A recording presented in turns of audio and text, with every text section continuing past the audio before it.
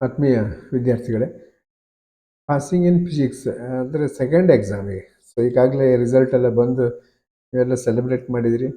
ಅದರಲ್ಲಿ ಕೆಲವು ಮಕ್ಕಳಿಗೆ NC ನಾಟ್ ಕಂಪ್ಲೀಟೆಡ್, ಅಂದರೆ ಮಾರ್ಕ್ಸು ನೀವು ಥಿಯರಿಯಲ್ಲಿ 70ಗೆ 21 ಮಾರ್ಕ್ಸನ್ನು ತೆಗಿಬೇಕಿತ್ತು. ಸೊ ಅದನ್ನು ತೆಗಿಲಿಲ್ಲ ಅಂದರೆ ಆ ರೀತಿ NC ಅಂತ ಬಂದಿದೆ. ಅರ್ಥ ಇಷ್ಟೇ, ಆ ಸಬ್ಜೆಕ್ಟಲ್ಲಿ ನೀವು ಫೇಲ್ ಆಗಿದ್ದೀರಿ ಅಂತೇಳಿ. ಅದೇನು ಏನು ಮಾಡೋದು, ದೊಡ್ಡ ವಿಷಯ ಏನಲ್ಲ ಅದು.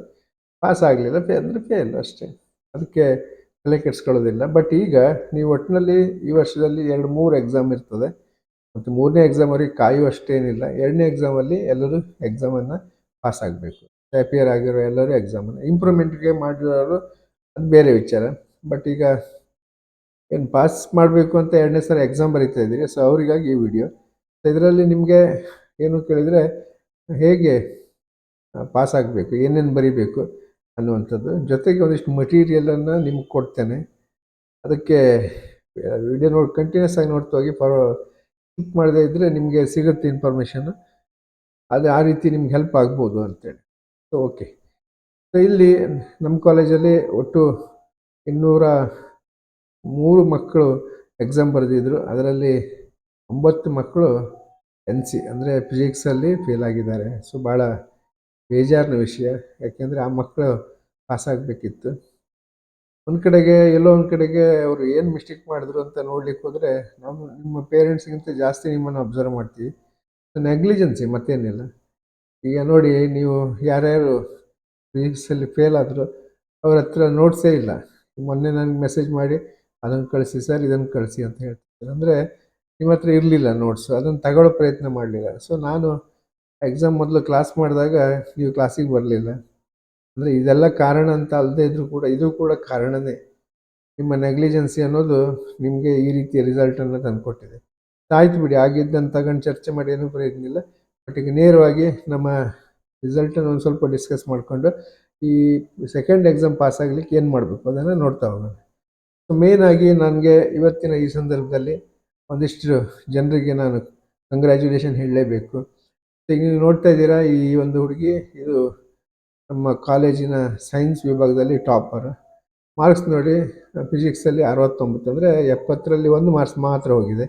ಸೊ 99 ಆಗಿದೆ 100ಗೆ ಪ್ರಾಕ್ಟಿಕಲ್ ಮಾರ್ಕ್ಸ್ ಸೇರಿ. ಸೊ ಕೆಮಿಸ್ಟ್ರಿ ಸ್ವಲ್ಪ ಕಡಿಮೆ ಅನಿಸುತ್ತೆ. ಮ್ಯಾಥಮೆಟಿಕ್ಸಲ್ಲೂ 78, ಬರೀ 2 ಮಾರ್ಕ್ಸ್ ಹೋಗಿದೆ ಅಷ್ಟೇ, 98 ಆಗಿದೆ. ಕಂಪ್ಯೂಟರ್ ಸೈನ್ಸ್ ಔಟ್ ಆಫ್ 100 ಆಗಿದೆ. ಕಂಗ್ರ್ಯಾಚುಲೇಷನ್. ಇವರೆಲ್ಲ ಮಕ್ಕಳು ಹೇಗೆ ಅಂದರೆ ತುಂಬಾ ಸೈನ್ಸಿಗೆ ಫಿಟ್ ಆಗಿರುವಂಥ ಮಕ್ಕಳು, ಬಂದಾಗಲಿಂದನೇ ಗುರುತಿಸ್ಕೊಂಡಂಥವ್ರು, ಮತ್ತು ದೇ ಆರ್ ಪರ್ಫೆಕ್ಟ್, ಅಲ್ಲಿ ಅಷ್ಟು ನೀಟಾಗಿ ವರ್ಕ್ ಮಾಡುವಂಥವ್ರು. ನೆಕ್ಸ್ಟ್ ಬಂದು ವೀಕ್ಷಿತ ಅನ್ನುವಂಥ ಹುಡುಗಿ, ಇವಳು ಕೂಡ 95 ಮಾರ್ಕ್ಸ್ ತಗೊಂಡಿದ್ದಾಳೆ. ಅಂದರೆ 65, 5 ಮಾರ್ಕ್ಸ್ ಹೋಗಿದೆ. ಎಲ್ಲೋ ಒಂದು ಕಡೆ ಪ್ರಾಬ್ಲಮ್ ಬರದೆ ಸರ್, ಅದೆಲ್ಲೋ ಮಿಸ್ಟೇಕ್ ಮಾಡ್ಕೊಂಡು ಏನೋ ಅಂತ ಇದ್ಲು ಅವಳು. ಆಮೇಲೆ ನೋಡಿ, ಕೆಮಿಸ್ಟ್ರಿಲಿ out of out, maths out of out, computer science 68 ಬಂದಿದೆ, ಅಂದರೆ 98 ಆಗಿದೆ. So hard worker, no doubt. ಈ ಕ್ಲಾಸಲ್ಲಿ ಇರುವ ಪ್ರದೀಕ್ಷೆನೂ ವೇಸ್ಟ್ ಮಾಡದೆ ಓದಿರುವಂಥ ಹುಡುಗಿ. ಸೊ ಕಂಗ್ರ್ಯಾಚುಲೇಷನ್ನು. ನೆಕ್ಸ್ಟ್ ಬಂದು ಈ ಹುಡುಗಿ ಅಮೂಲ್ಯ ಅನ್ನುವಂಥವಳು. ಇವಳು ಏನು ಕೇಳಿದ್ರೆ ಹಾರ್ಡ್ ವರ್ಕರ್, ನಥಿಂಗ್ ಎಲ್ಸ್. ತುಂಬ ಮನೇಲಿ ಕೂತ್ಕೊಂಡು ಓದಿದ್ದು, ಆ ರೀತಿ ತುಂಬ ವರ್ಕ್ ಮಾಡಿರುವಂಥವಳು. ಸೊ ತುಂಬ ಚೆನ್ನಾಗಿ ಸ್ಕೋರ್ ಮಾಡಿದ್ದಾಳೆ. ಫಿಸಿಕ್ಸಲ್ಲಿ 68, ಅಂದರೆ 98 ಬಂದಿದೆ. ಕೆಮಿಸ್ಟ್ರಿ 59, ಆಮೇಲೆ ಮ್ಯಾಥ್ಸ್ 77, ಅಂದರೆ 97 ಆಗಿದೆ. ಸೊ ಎಲ್ಲ 2-3 ಮಾರ್ಕ್ಸು ಹೋಗಿದೆ ಸಬ್ಜೆಕ್ಟಲ್ಲಿ ಅಂದ್ಕೊಂಡ್ರೂ ಕೂಡ. ಬಟ್ ಗುಡ್, ಥರ್ಡ್ ಹೈಯೆಸ್ಟ್ ನಮ್ಮ ಕಾಲೇಜಿಗೆ. ಇವರಿಗೆಲ್ಲ ಕಂಗ್ರ್ಯಾಚುಲೇಷನ್ ಹೇಳಬೇಕು. ಯಾಕೆಂದರೆ ಇಡೀ 2 ವರ್ಷವೂ ಅವ್ರು ಗುರ್ತಿಸ್ಕೊಂಡಂಥವ್ರು. ಮಕ್ಕಳು ಓದೋದನ್ನು ಬಿಟ್ಟು ಬೇರೆ ಏನೂ ಕಡೆ ಗಮನ ಕೊಡದೆ ವರ್ಕ್ ಮಾಡಿರುವಂಥ ಮಕ್ಕಳು. ಕಂಗ್ರ್ಯಾಚುಲೇಷನ್. ಇವರೆಲ್ಲ 100ಕ್ಕೆ 100 ತೆಗಿಬೇಕಿತ್ತು, ಕಡಿಮೆ ಆಗಿದೆ. ಆ ಬಗ್ಗೆ ಬೇಜಾರಿದೆ ನಮಗೆ. ಎಲ್ಲೋ ನಮ್ಮ ಕಡೆಯಿಂದ ಏನಾದರೂ ಕಡಿಮೆ ಆಯ್ತೇನೋ ಅನಿಸೋಕೆ ಶುರುವಾಗಿದೆ. ನೆಕ್ಸ್ಟ್ ಈ ಬಗ್ಗೆ ಜಾಸ್ತಿ ಮಾತಾಡಲ್ಲ. ಇವರೆಲ್ಲ ಡಿಸ್ಟಿಂಕ್ಷನ್, ವಿಶಿಷ್ಟ ಶ್ರೇಣಿಯಲ್ಲಿ ಪಾಸಾದಂಥ ಮಕ್ಕಳು. ಏನಾಗಿದೆ ಅಂದರೆ ಇಲ್ಲಿ ಎಲ್ಲೋ ಒಂದಿಷ್ಟು ಲೀಸ್ಟ್ಗಳು ಆಚೆ ಈಚೆ ಆಗಿವೆ ಅಂತ ಮಕ್ಕಳ ಕಂಪ್ಲೇಂಟ್ ಇದೆ. ಹಾಗಾಗಿ ಜಾಸ್ತಿ ಇದ್ರ ಬಗ್ಗೆ ಏನು ಹೇಳೋಕ್ಕೆ ಹೋಗಲ್ಲ. ನನಗೆ ಸಿಕ್ಕಿರೋ ಲೀಸ್ಟನ್ನು ಹಾಕಿದ್ದೀನಿ. ಇನ್ನೂ ಸ್ವಲ್ಪ ದಿನದಲ್ಲಿ ಕ್ಲೀನಾಗಿ ಮಾರ್ಕ್ಸ್ ಕಾರ್ಡನ್ನು ತಗೊಂಡು ಅವ್ರನ್ನೆಲ್ಲ ಗುರುತಿಸುವ ಕೆಲಸ ಮಾಡೋಣ. ಸೊ ಇಲ್ಲಿ ಕೆಲವು ಮಕ್ಕಳೆಲ್ಲ ಈ ನೋಡಿ, ಎಲ್ಲ ಲಾಸ್ಟ್ ಮೂಮೆಂಟಲ್ಲಿ ತುಂಬ ಚೆನ್ನಾಗಿ ಸ್ಕೋರ್ ಮಾಡಿದ್ದಾರೆ. ಒಟ್ಟಿನಲ್ಲಿ ಡಿಸ್ಟಿಂಕ್ಷನ್ ಬಂದಿದ್ದಾರೆ. ಕಂಗ್ರ್ಯಾಚುಲೇಷನ್. ಇದರಲ್ಲಿ ಇವರೆಲ್ಲ ತುಂಬ ಇನ್ನೂ ಚೆನ್ನಾಗಿ ಮಾಡುವಂಥವ್ರು. ಅಂದರೆ ಪ್ರಯತ್ನ ಮಾಡ್ಬೋದಿತ್ತು ಅಂತ ಈಗ ನನಗನ್ಸುತ್ತೆ. ಅವರಿಗೂ ಅನಿಸಿರ್ಬೋದು ಮೋಸ್ಟ್ಲಿ. ಇನ್ನೂ ಜಾಸ್ತಿ ಮಾರ್ಕ್ಸ್ ತಗೋಬೋದಿತ್ತು ಅಂತೇಳಿ. ನೋಡಿ ಇಲ್ಲಿ ಈ ಇಲ್ಲಿ ವರುಣ್ ಕುಮಾರ್ ಇರ್ಬೋದು, ಅಥವಾ ಇಲ್ಲಿ ಇನ್ನೊಬ್ಬ ರಾಘವೇಂದ್ರ ಅಂತ ಬರ್ತಾನೆ. ಇವೆಲ್ಲ ಏನು ಇಲ್ಲಿದೆ ನೋಡಿ ರಾಘವೇಂದ್ರ. ಇವರೆಲ್ಲ ಹೈಯೆಸ್ಟ್ ಮಾರ್ಕ್ಸ್ ತೆಗೆಯುವ ಸಾಮರ್ಥ್ಯ ಇದ್ದವರು. ಬಟ್ ಆಯಿತು, ಏನೋ ಮಾಡಿದ್ದಾರೆ. ಬಟ್ ಆದರೂ ಕೂಡ ಈಗ ಗುರುತಿಸ್ಕೊಂಡಿದ್ದಾರೆ ಅವರು. ಈ ಶಮಿತಾ ಇರ್ಬೋದು, ಅಥವಾ ಇಲ್ಲೆಲ್ಲ ಆಗಲೇ ನೋಡಿದ್ರೆ ಅಲ್ಲಿ ಶ್ವೇತಾ, ಇವಳು ಕೂಡ ಉತ್ತರ ಕರ್ನಾಟಕ ಕಡೆಯಿಂದ ಬಂದಂಥವಳು. ಫಸ್ಟ್ ಇಯರಿಂದನೇ ಗುರುತಿಸ್ಕೊಂಡವಳು. ತುಂಬ ಚೆನ್ನಾಗಿ ಪೇಪರ್ ಬರೀತಾಳೆ. ಈಗ ಡಿಸ್ಟಿಂಕ್ಷನ್ಗೆ ಬಟ್ ಅವಳು ಮನಸ್ಸು ಮಾಡಲಿಲ್ಲ ಅಂತ ಹೇಳ್ಬೋದು. ಯಾಕೆಂದರೆ ಸ್ವಲ್ಪ ಸೀರಿಯಸ್ ಆಗಿ ವರ್ಕ್ ಮಾಡಿದರೆ ಟಾಪರ್ ಲಿಸ್ಟಲ್ಲಿ ಬರ್ತಾಯಿದ್ಲು ಅಂತೇಳಿ. ಓಕೆ, ಹಾಂ, ಈಗ ನೇರವಾಗಿ ನಾವು ವಿಷಯಕ್ಕೆ ಬರೋಣ. ಇಲ್ಲಿ ಯಾರ್ಯಾರ್ದಾರು ಫೋಟೋ ಮಿಸ್ ಆಗಿದ್ದರೆ ದಯವಿಟ್ಟು ಬೇಜಾರು ಮಾಡ್ಕೋಬೇಡಿ. ಆದರೆ ಆ ಡಿಸ್ಟಿಂಕ್ಷನ್ ಫೋಟೋಗಳು ನನಗೆ ಕರೆಕ್ಟಾಗಿ ಸಿಗಲಿಲ್ಲ. ಹಾಗೆ ನಿಮ್ಮನ್ನು ಮತ್ತೆ ಇನ್ನೊಂದು ಸರಿ ನಾನು ಅಭಿನಂದಿಸುವಂಥ ಒಂದು ವಿಡಿಯೋ ಮಾಡ್ತೇನೆ. ಆವಾಗ ಎಲ್ಲನೂ ಕರೆಕ್ಟಾಗಿ ನಿಮ್ಮ ಹೆಸರು ಸಮೇತ ನಾನು ಎಕ್ಸ್ಪ್ಲೇನ್ ಮಾಡ್ತೇನೆ. ಸೊ ಈಗ ನಾನು ಮಾತಾಡೋ ವಿಷಯನೂ ಕೇಳಿದರೆ ಸೆಕೆಂಡ್ ಅಂತ ಯಾಕೆಂದರೆ ಈಗ ಒಂದು ಎಕ್ಸಾಮಲ್ಲಿ ಬರೆದಿದ್ದೀವಿ, ಕೆಲವು ಮಕ್ಕಳು ಅದರಲ್ಲಿ ಸಕ್ಸಸ್ ಆಗಿಲ್ಲ. ಬಟ್ ಈಗ ನೆಕ್ಸ್ಟ್ ಬರೀತೀರಲ್ಲ, ಈಗ ಏನು ಮಾಡಬೇಕು ಅಂತೇಳಿ. ಈಗ ನಮಗೊಂದು ಟ್ರಯಲ್ ಆಗಿದೆ, ಒಂದು ಎಕ್ಸಾಮ್ ಬರೆದಿದ್ದೀವಿ. ಅದು ಟ್ರಯಲ್ ಏನಪ್ಪ ಅಂದರೆ ಮಾಡೆಲ್ ಪೇಪರ್ಸ್ ಕೊಟ್ಟಿದ್ದರು ನಮ್ಮ ಬೋರ್ಡ್ ಅವರು. 3 ಪೇಪರ್ಗಳನ್ನು ಕೊಟ್ಟಿದ್ದರು. 2 ಪೇಪರ್ಗೆ ನಾನು ಆನ್ಸರ್ ಮಾಡಿಕೊಟ್ಟಿದ್ದೀನಿ ನಿಮಗೆ. ಸೊ ಈ 3 ಪೇಪರನ್ನು ಇಟ್ಕೊಂಡು ಈ ಕ್ವಶನ್ ಪೇಪರನ್ನು ಹಿಡ್ಕೊಂಡ್ರೆ, ಕ್ವಶನ್ ಪೇಪರು ನಮ್ಮ ಕೈಗೆ ಸಿಕ್ಕಿದಾಗಲೇ ನನಗೆ ತುಂಬ ಖುಷಿಯಾಗಿತ್ತು. ಒಂದು ಅದ್ಭುತವಾದ ಪೇಪರು, ತುಂಬ ಚೆನ್ನಾಗಿ ಕ್ವಶನ್ ಪೇಪರ್ ತೆಗೆದಿದ್ದಾರೆ. ನೀವು ಯಾವುದೇ ಕಾರಣಕ್ಕೂ ಬೈಲಿಕ್ಕೆ ಸಾಧ್ಯ ಇಲ್ಲ ಅದಕ್ಕೆ. ಆ ಪೇಪರ್ ಅಷ್ಟು ಚೆನ್ನಾಗಿ, ಪ್ರತಿ ಕ್ವಶನ್ಸ್ ಕೂಡ ತುಂಬ ಚೆನ್ನಾಗಿ, ಎಲ್ಲೆಲ್ಲೂ ಒಂಚೂರು ಹಾಗೇನೋ ಹೀಗೇನೋ ಅನ್ನೋ ಥರ ಇಲ್ಲ, ಅಷ್ಟು ಚೆನ್ನಾಗಿ ಪೇಪರನ್ನು ತೆಗೆದಿದ್ದಾರೆ. ಸೊ ಈ ಮಾಡೆಲ್ ಪೇಪರಿಂದ ಎಷ್ಟು ಬಂದಿದೆ ಅಂದರೆ 42 ಮಾರ್ಕ್ಸ್ ರಿಪೀಟ್ ಆಗಿದೆ. ಯಾವ ರೀತಿ ಆಗಿರ್ಬೋದು ಲೆಕ್ಕ ಹಾಕಿ ಮಾಡೆಲ್ ಪೇಪರ್ ನಿಮ್ಗೆ ಕೊಟ್ಟು ನವಂಬರಲ್ಲೇ ಕೊಟ್ಬಿಟ್ಟಿದ್ದಾರೆ. ಫೈನಲ್ ಎಕ್ಸಾಮಲ್ಲಿ ಆ ಮಾಡೆಲ್ ಪೇಪರಿಂದ 42 ಮಾರ್ಕ್ಸ್ ಬಂದಿದೆ. ಅಂದರೆ ಮಾಡೆಲ್ ಪೇಪರನ್ನು ನೋಡಿದ್ದೀವಿ, ಪ್ರಾಕ್ಟೀಸ್ ಮಾಡಿದ್ದೀವಿ, ಅದನ್ನು ಪೂರ್ತಿಯಾಗಿ ವರ್ಕ್ ಮಾಡಿ ಅಂತಲೂ ಹೇಳಿದ್ದೀವಿ. ಸೊ ಹಾಗೆ ಮಾಡಿದಾಗ ನಿಮಗೆ ಅದರ ಅರ್ಧದಷ್ಟು 50% ನಿಮ್ಗೆ ನೆನಪಿದ್ರು ಕೂಡ 21 ಮಾರ್ಕ್ಸ್ ಬರುತ್ತೆ. ಇವನ್ MCQ ರಿಪೀಟ್ ಆಗಿದೆ, ಒಂದು ಪ್ರಾಬ್ಲಮ್ ರಿಪೀಟ್ ಆಗಿದೆ, fill in the banks repeat ಆಗಿದೆ, ಇನ್ನು 2 ಮಾರ್ಕ್ಸು 3 ಮಾರ್ಕ್ಸ್ ಎಲ್ಲ ರಿಪೀಟ್ ಆಗಿದೆ. ಸೊ ಈಗ ಬೇಜಾರಾಗುತ್ತಲ್ವ. ಈಗ ನೆಕ್ಸ್ಟ್ ಪೇಪರ್ ಹೀಗೆ ಬರುತ್ತಾ ಗೊತ್ತಿಲ್ಲ, ಬರ್ಬೋದು. ಆದರೆ ಅದಕ್ಕೇನು ಹೆದರ್ಕೊಳ್ಳೋದು ಬೇಡ. ಬಟ್ ನೋಡಿ, ನಿಮಗೆ ತುಂಬ ಸಾರಿ ಮಾಡೆಲ್ ಪೇಪರ್ ನೋಡ್ಕೊಳ್ಳಿ ಮಕ್ಕಳೇ, ಸಾಕಾಗುತ್ತೆ. ಮಾಡೆಲ್ ಪೇಪರ್ ನೋಡ್ಕೊಳ್ಳಿ ಅಂತ ಹೇಳಿ ನಿಮ್ಗೆ ಏನು ಅನಿಸ್ತೇನೋ, ಇವರು ದಿನ ಬಂದು ಭಜನೆ ಮಾಡ್ತಾರೆ ಅಂತ ಅನಿಸ್ತೇನೋ. ಬಟ್ ಅದನ್ನು ನೋಡ್ಕೊಂಡಿದ್ರೆ ಸಾಕಾಗ್ತಾಯಿತ್ತು. ಬಟ್ ಈಗಲೂ ಕೂಡ ನೋಡ್ಕೊಳ್ಳಿ ಅದನ್ನು, ಮಾಡೆಲ್ ಪೇಪರು, ಅದಕ್ಕೆ ಕ್ವಶನ್ ಮತ್ತು ಆನ್ಸರನ್ನು ಮಾಡಿ. ಈಗ ಏನಾಗುತ್ತೆ ಅಂದರೆ, ಈಗ ಪಾಸಾಗಬೇಕು ಸರ್ ಅನ್ನೋದು ನಿಮ್ಮ ಮನಸ್ಸು, ನಿಮ್ಮ ಆಸೆ.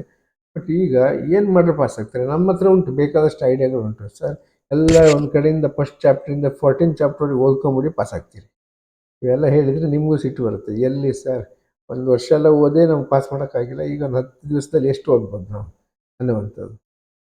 ಅದ್ರ ಜೊತೆಗೆ ನಿಮ್ಗೆ ಇನ್ನೊಂದು ಮಟೀರಿಯಲ್ ಕೊಟ್ಟಿದೆ. ಏನು ಅಂದರೆ 2 ಮಾರ್ಕ್ಸು ಮತ್ತು 3 ಮಾರ್ಕ್ಸ್ ಕ್ವಶನ್ಸು 8 ಚಾಪ್ಟ್ರದ್ದು. ಯಾಕೆಂದರೆ ಆ ಮಾಡೆಲ್ ಪೇಪರ್ ಪ್ರಕಾರ ಅದೇ ಚಾಪ್ಟರ್ ಕ್ವಶನ್ ಬರುತ್ತೆ ಅನ್ನೋ ಒಂದು ಗ್ಯಾರಂಟಿ ಮೇಲೆ ಆ ಕ್ವಶನ್ ವಿತ್ ಆನ್ಸರನ್ನು ನಿಮಗೆ ಗ್ರೂಪಿಗೆ ಹಾಕಿದ್ದೆ ನಾನು, PDF ಮಾಡಿ. ಅದನ್ನು ಓದ್ಕೊಳ್ಳಿ ಮಕ್ಕಳೇ, ಸಾಕು ಅಂದಿದ್ದೆ.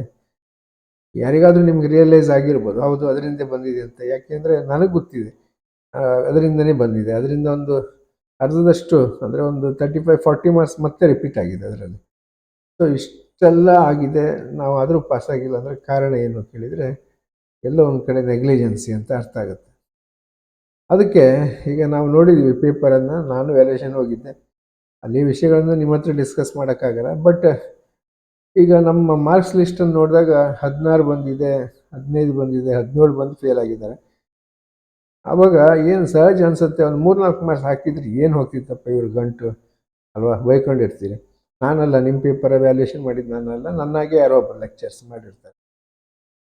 ಬಟ್ ಏನು ನಾನು ನೋಡಿದ್ದೀನಿ ಪೇಪರು ಹೆಂಗಿದೆ, ನೀವು ಎಷ್ಟು ನೆಗ್ಲಿಜೆನ್ಸಿ ಇದೆ ಅಂದರೆ, ಅಲ್ಲಿ ಒಂದು ಕಡೆಗೆ MCQ fill in the blanks ಇರುತ್ತೆ, ಅಲ್ಲಿ ನೆಗೆಟಿವ್ ವ್ಯಾಲ್ಯೂಯೇಷನ್ ಇಲ್ಲ. So 15 MCQ, 5 fill in the blanks. 15ರಲ್ಲಿ 7-8 ಬರೀತೀರಿ, ಉಳಿದಿದ್ದು ಖಾಲಿ ಬಿಟ್ಟಿದ್ದೀರಿ.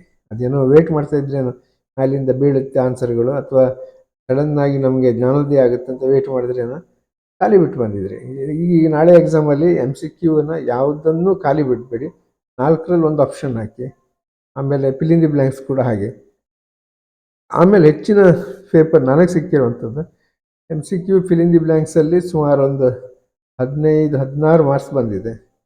ಇನ್ನು 2 ಮಾರ್ಕ್ಸ್ 3 ಮಾರ್ಕ್ಸ್ ಅಥವಾ ಡೆರಿವೇಷನ್ ಪ್ರಾಬ್ಲಮ್ ಎಲ್ಲಿ ಹುಡುಕಿದ್ರು 1 ಮಾರ್ಕ್ಸ್ ಇಲ್ಲ. ಏನೋ ನೀವು ಓದಿದ್ನ ಯಾವುದೋ ಓದ್ಕೊ ಬಂದಿದ್ರಿ, 14 ಕಡೆ ಬರೆದಿದ್ರಿ. ಹಾಗಾಗಿ ಅಲ್ಲಿ ಮಾರ್ಕ್ಸ್ ಕೊಡೋಕ್ಕೆ ಸಾಧ್ಯ ಇಲ್ಲ. ಸುಳ್ಳೆ ಇಲ್ಲದೇ ಇರೋದಕ್ಕೆಲ್ಲ ಮಾರ್ಕ್ಸ್ ಕೊಟ್ಟರೆ ನನಗೆ ಪನಿಷ್ಮೆಂಟ್ ಆಗುತ್ತೆ. ಹಾಗಾಗಿ ನಿಮಗೆ ಅಂಥ ಮಕ್ಕಳಿಗೆ ಏನಾಗಿದೆ 15-16 ಬಂದು ಫೇಲ್ ಆಗಿದ್ದಾರೆ. ಅಲ್ಲಿ ಅದಕ್ಕೇನು ಮಾಡೋಕ್ಕೂ ಸಾಧ್ಯ ಇಲ್ಲ. ಸೊ ಈಗ ನಾಳೆ ನೀವು ಬರೆಯೋ ಎಕ್ಸಾಮ್ಗೆ ಏನೇನು ತಯಾರಿ ಮಾಡ್ಕೋಬೇಕು ಅದ್ರ ಬಗ್ಗೆ ಡಿಸ್ಕಸ್ ಮಾಡಿ.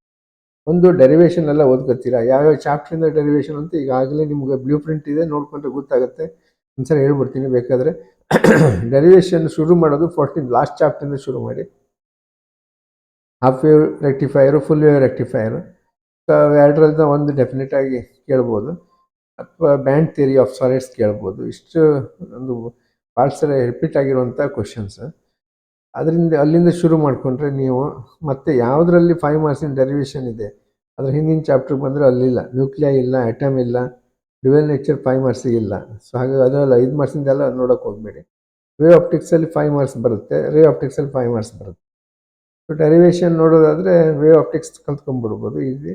ರೇ ಆಪ್ಟಿಕ್ಸ್ ತುಂಬ ಸರಿ ಪ್ರಾಕ್ಟೀಸ್ ಮಾಡಿದಿರಿ ಅಂದರೆ ಅದು ಈಸಿ. ಲೆನ್ಸ್ ಮೇಕರ್ಸ್ ಫಾರ್ಮುಲಾ ಅಥವಾ ಪ್ರಿಸಮ್ ನೋಡಿ, ಮಿರರ್ ಇಕ್ವೇಷನ್ ಕೇಳ್ಬಿಟ್ರು. ಮಿರರ್ ಇಕ್ವೇಷನ್ ಭಾಳ ಈಸಿ, ಆದರೆ ಸಾಮಾನ್ಯವಾಗಿ ರಿಪೀಟ್ ಆಗಿದ್ದು ಕಡಿಮೆ. ಅದು ಬರಲ್ಲೇನೋ ಅಂದ್ಕೊಂಡ್ರೆ ಈಸಿ ಕ್ವಶನು ಟಫ್ ಆಗೋಯ್ತು, ಆ ರೀತಿ ಆಗುತ್ತೆ. ಸೊ ಹಾಗೆ first chapter, second chapter, third chapter, fourth chapter derivations ನೋಡ್ಕೋಬೋದು. ಇಷ್ಟು ನೋಡ್ಕೊಂಡು ಡೆರಿವೇಷನ್ ಮೇಲೆ ಪಾಸ್ ಆಗ್ಬೋದು. ಯಾಕೆಂದರೆ 15 ಮಾರ್ಕ್ಸ್ ಡೆರಿವೇಷನ್ ಬಂದುಬಿಡುತ್ತೆ, ಇನ್ನೊಂದು 5-6 marks MCQ fill in the ಬ್ಲ್ಯಾಂಕ್ಸಲ್ಲಿ ಬರುತ್ತೆ, ನಾವು ಅದನ್ನು ಮಾಡ್ಕೊಂಡು ಹೋಗ್ಬೋದು ಅಂತ. ಓಕೆ, ಇನ್ನು ಏನಾಗುತ್ತೆ ಕೇಳಿದ್ರೆ, ಈಗ ನಿಮಗೆ ಪಾಸಾಗಲಿಕ್ಕೆ ನಾನು ಬರೀ ಮಾತು ಕೇಳಿದರೆ ಏನೂ ಪ್ರಯೋಜನ ಆಗಲ್ಲ ಅಲ್ವಾ. ನನ್ನ ಮಾತು ಕೇಳ್ಕೊಂಡು ನೀವು ಅದ್ಭುತವಾದ್ದೇನೂ ಮಾಡೋಕ್ಕೆ ಸಾಧ್ಯ ಇಲ್ಲ. ಬಟ್ ಈಗ ಮಟೀರಿಯಲ್ ಬೇಕು. ಸೊ ಅದಕ್ಕೆ ಆ ಮಟೀರಿಯಲ್ ಏನಪ್ಪ ಅಂದರೆ, ಒಂದು 2 and 3 ಮಾರ್ಕ್ಸಿಗೆ ಕ್ವಶನ್ ವಿತ್ ಆನ್ಸರ್, ಮತ್ತು ಮಾಡೆಲ್ ಪೇಪರ್ನ ಕ್ವಶನ್ ವಿತ್ ಆನ್ಸರ್. ಸೊ ಈ ಮಟೀರಿಯಲ್ಗಳನ್ನು ಬೇಕಂದರೆ ಓನ್ಲಿ ವಾಟ್ಸಪ್ ಮಾಡಿ, ಫೋನ್ ಮಾಡಿ ಏನೇನೋ ಕತೆ ಹೇಳ್ಬೇಡಿ. ಅದು ರಿಕ್ವೆಸ್ಟ್ ಮಾಡಿ, ಮತ್ತು ನಿಮ್ಗೆ ಅದನ್ನು 1 or 2 hours ಒಳಗಡೆ ಕೊಡೋ ಪ್ರಯತ್ನ ಮಾಡ್ತೀನಿ. ಸಪೋಸ್ ನಾನೆಲ್ಲೋ ಹೊರಗಡೆ ಇದ್ದೆ ಅಂದರೆ ಅವತ್ತು ಸಂಜೆ ಒಳಗಂತೂ ನಿಮ್ಗೆ ಕೊಡ್ತೀನಿ. ಅದನ್ನು ಓದ್ಕೊಳ್ಳಿ, ಪಾಸಾಗಿ. ಮತ್ತು ನಂಬರ್ ಕೊಟ್ಟಿದ್ದಕ್ಕೆ ಏನೇನಪ್ಪ ಡಿಸ್ಟರ್ಬ್ ಮಾಡಬೇಡಿ. ಓಕೆ, ಸೊ ಮಟೀರಿಯಲ್ ಇಲ್ಲದೇ ಇದ್ದರೆ ಈ ವಿಡಿಯೋ ಮಾಡಿ ಏನೂ ಪ್ರಯೋಜನ ಆಗಲ್ಲ. ಯಾಕೆಂದರೆ ನಿಮಗೆ ನಾವು ಆ ಮಟೀರಿಯಲ್ ಕೊಟ್ಟರೆ ಮಾತ್ರ ನಿಮ್ಗೆ ಯೂಸ್ ಆಗುತ್ತೆ. ಸೊ ಅದನ್ನಷ್ಟು ಈಗ ನೋಡಿ, 2 ಮಾರ್ಕ್ಸ್ 3 ಮಾರ್ಕ್ಸಿಂದಕ್ಕೆ ನಾನು ಕೊಟ್ಟಿದ್ದು ಅಷ್ಟನ್ನು ಓದ್ಕೊಂಡ್ರೆ ನಿಮಗೆ 15+10 25 ಮಾರ್ಕ್ಸಿಗೆ ಬರುತ್ತೆ. ಅದರಲ್ಲೇ ಪಾಸ್ ಆಗಿಬಿಡ್ಬೋದು. ಇನ್ನು MCQ fill in the blanks ಅಥವಾ ಉಳಿದ 5 ಮಾರ್ಕ್ಸ್ ಡೆರಿವೇಷನ್ ಆಪ್ಷನಲ್. ನೀವು ಸ್ಕೋರ್ ಮಾಡಬೇಕು ಅಥವಾ ಇನ್ನೂ ಹೆಚ್ಚು, ಜಸ್ಟ್ ಪಾಸ್ ಯಾಕೆ, ಫಸ್ಟ್ ಕ್ಲಾಸಲ್ಲಿ ಪಾಸ್ ಆಗ್ಬೋದು. ಆ ರೀತಿ ನೀವು ಟ್ರೈ ಮಾಡ್ಬೋದು. ಸೊ ಅದಕ್ಕೆ ಏನು ಕೇಳಿದರೆ, ಆ ಮಟೀರಿಯಲ್ನ ಸರಿಯಾಗಿ ಓದ್ಕೊಳ್ಳಿ.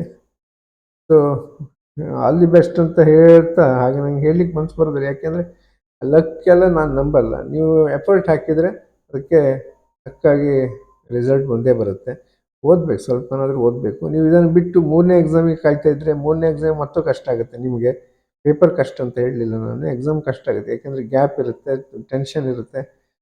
ಅಲ್ಲಿಯೂ ಆಗಲಿಲ್ಲ ಅಂದರೆ ಮುಂದಿನ ವರ್ಷಕ್ಕೆ ಭಾಳ ಕಷ್ಟ ಆಗುತ್ತೆ ಪಾಸ್ ಮಾಡೋದು. ಸೊ ಟೋಟಲಿ ಸೈನ್ಸೇ ಸರಿ ಇಲ್ಲ, ಕಲಿಸಿದವ್ರು ಸರಿ ಇಲ್ಲ ಅಂತ ಹೇಳ್ಕೊಂಡು ತಿರುಗಾಡಬೇಕು. ಯಾಕೆ ಮುಂದೆಲ್ಲೋ ಒಂದು ಕಡೆ ಸೆಕೆಂಡ್ ಇಯರ್ ಮಾರ್ಕ್ಸ್ ಕಾರ್ಡ್ ಬೇಕು, ಪಾಸಾಗಿದೆಯಾ ಅಂತ ಕೇಳಿದಾಗ ಮತ್ತೆ ತುಂಬ ಬೇಜಾರಾಗುತ್ತೆ. ಹಾಗಾಗಬಾರ್ದು. ಸೊ ಎಲ್ಲರೂ ಈ ನೆಕ್ಸ್ಟ್ ಬರೋ ಎಕ್ಸಾಮಲ್ಲಿ ಪಾಸಾಗಿ, ಅದಕ್ಕೆ ಅದನ್ನು ಕರೆಕ್ಟಾಗಿ ಓದ್ಕೊಂಡು ಪಾಸಾಗಿ. ಸ್ವಲ್ಪ ಸೀರಿಯಸ್ ಆಗಿ ಓದಿ. ಒಂದು 8-10 ದಿವಸ ಭಯಂಕರ ಟೆನ್ಷನ್ ತಗೊಂಡು ಓದಬೇಡಿ. ಕೊಟ್ಟಿರೋ ಮಟೀರಿಯಲನ್ನು ಓದಿ ಬರೆದು ಪ್ರಾಕ್ಟೀಸ್ ಮಾಡಿ. ಸೊ ಸಾಕಾಗುತ್ತೆ. ಓಕೆ, ಬಾಯ್.